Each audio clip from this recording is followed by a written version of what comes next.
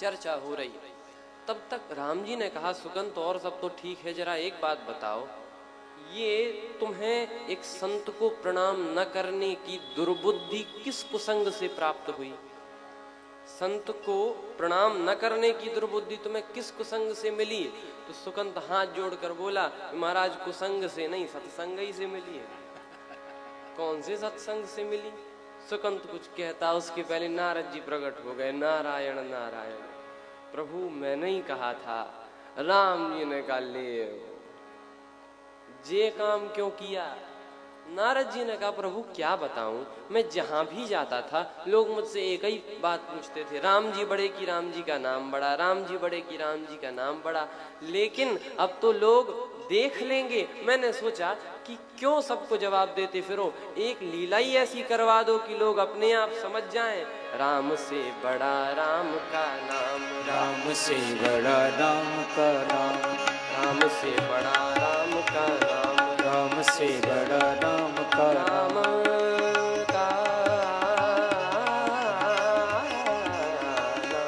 राम से बड़ा राम का नाम, राम से बड़ा राम का नाम, राम से बड़ा राम का नाम, राम से बड़ा राम का नाम, राम से बड़ा राम का नाम, राम से बड़ा राम का नाम, राम से बड़ा राम का नाम।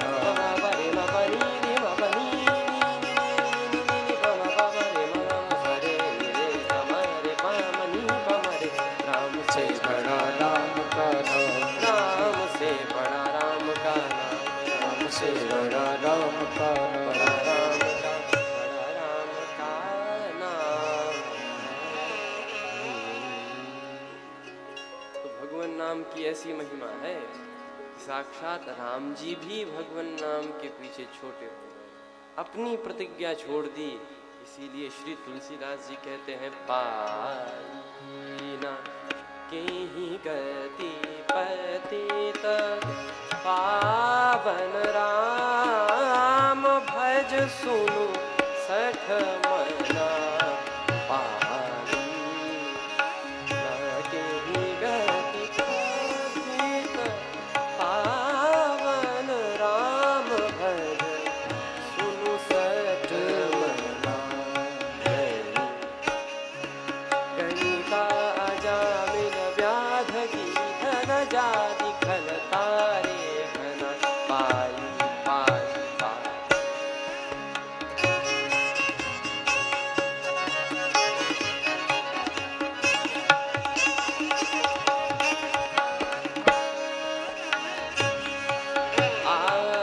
आभीर जमन की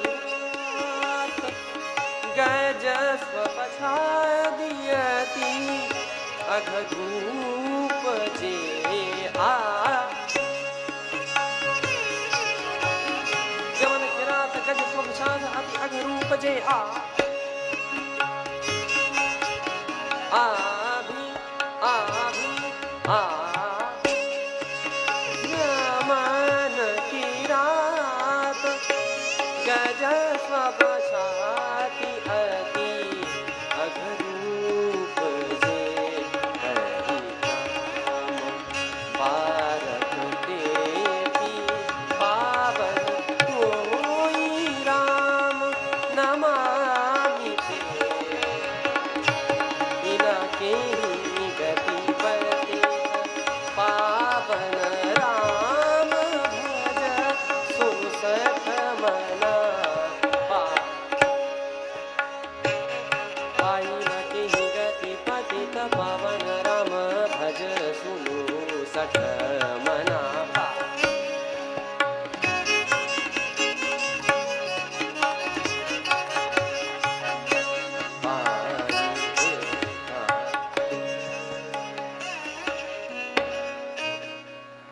इसीलिए भगवान के नाम की महिमा बहुत बड़ी है, क्योंकि सभी संतों ने यही गाया, मूल में यही है, कथाओं का सार यही। श्री रामचरितमानस की अंतिम चौपाई, अंतिम छंद, अंतिम दोहे तक में तुलसीदास जी यही कहते हैं कि अरे मूर्ख मन, उन भगवान के नाम का स्मरण कर। श्रीमद् भागवत में भी हम देखते हैं जो सार अंतिम श्लोक में नाम संकीर्तनम यस्य सर्व पाप प्रणाशनम, नाम संकीर्तन हो। और कलियुग में तो कलियुग केवल नाम आधारा, कलियुग केवल नाम आधारा, सुमिर सुमिर नर उतरहि पारा, सुमिर सुमिर नर उतरहि पारा।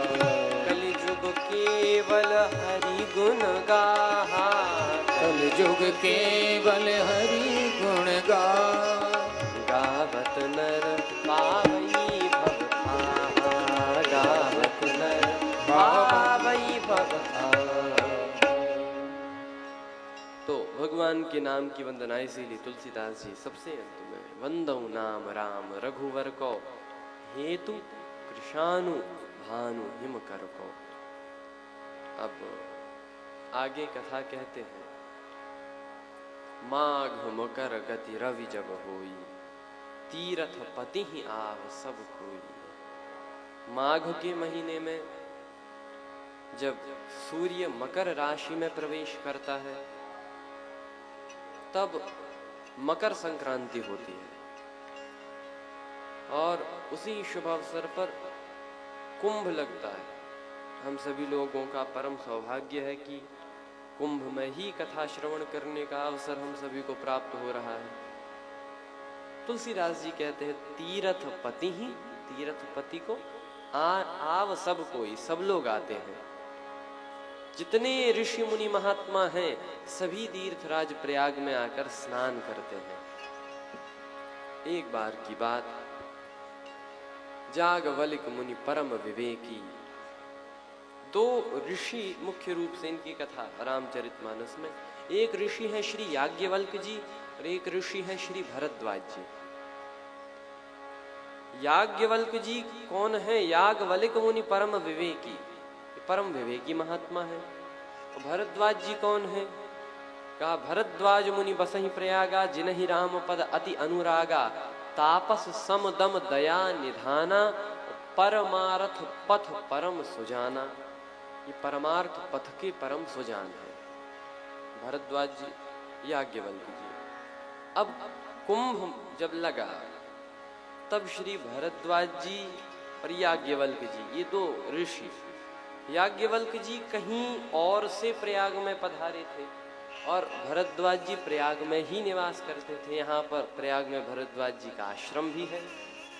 तो भरद्वाज जी ने याज्ञवल्क जी के चरण पकड़ लिए और क्या बोले, महाराज हमारे आश्रम चलो। निमंत्रण याज्ञवल्क जी ने स्वीकार किया, पहुंचे। पद पखारी पादोदक लीन्हा, और सब वो औपचारिकता करके फिर बैठे। और एक बड़ी मधुर बात कही कि महाराज मुझे एक संशय है, छोटा बड़ा, ये छोटा संशय नहीं बड़ा संशय है। नाथ एक संशय बड़ मोरे, ये बड़ शब्द लगा, बड़ा संशय है। क्या संशय है? महाराज मैं बता नहीं सकता। क्यों? कहत सो मोहि लागत भय लाजा। उसको कहने में मुझे भय भी लगता है, डर लगता है। डर क्यों? कहा कि आप ये ना समझ लें कि मैं आपकी परीक्षा ले रहा हूं, क्योंकि प्रश्न बड़ा सामान्य है।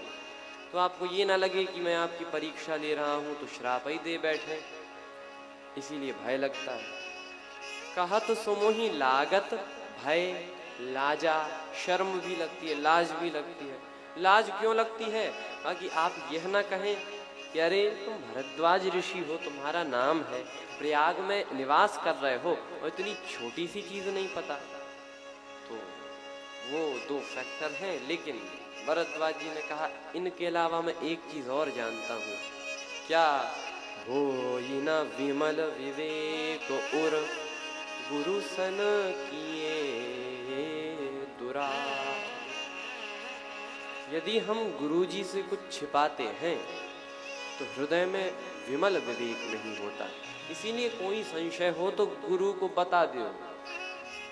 बस यही मानकर भरद्वाज जी बोले हम आपको बता रहे हैं, संशय ये है कि ये जो राम है,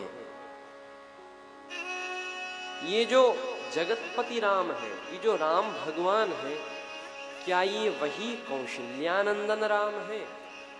क्योंकि राम नाम के तो बहुत सारे लोग हो सकते हैं, लेकिन जिन राम को लोग भगवान कहते हैं, क्या ये वही दशरथ नंदन राम को कहते हैं? क्योंकि ये दशरथ नंदन राम की चरित्र में हमें कुछ खास तो दिखा नहीं, राग और रोष ही दिखा। नारी विरह दुख लह्यू अपारा ये राग, और भयऊ रोष रन रावण मारा। तो जिनका चरित्र राग और रोष से भरा हो, उनका स्मरण भगवान शिव करेंगे? ये संशय। प्रभु सोई राम कि अपर को जाहि जपत त्रिपुरा, क्या ये वही राम है या कोई और है जिसे भगवान शिव ध्याते हैं? जाहि जपत त्रिपुरा, ये सोई राम। ये राम कौन से है? कबीरदास जी ने तो कहा, एक राम दशरथ का बेटा, एक राम घट घट में बैठा, एक राम का सकल पसारा, एक राम सब। व्यक्ति बोला, महाराज जी कितने राम हैं? ऐसे ही भरद्वाज जी ने कहा कि ये वही राम है क्या? इतना जो सुना, याज्ञवल्क जी बोले, जाग बलिक बोले मुस्काई। क्या बोले? तुम ही विदित रघुपति प्रभुता।